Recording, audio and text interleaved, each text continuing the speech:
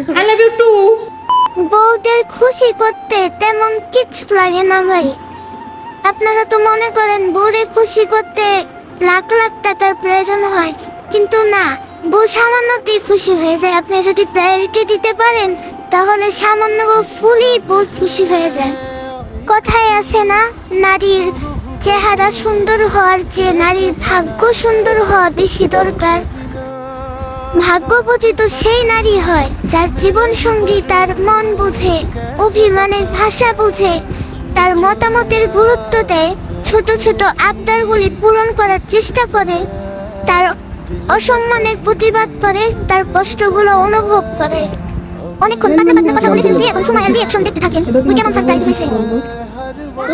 এটা কি আমারই আসলে থ্যাংক ইউ সারপ্রাইজ হইছো। থ্যাংক ইউ বহুত দজ্জু।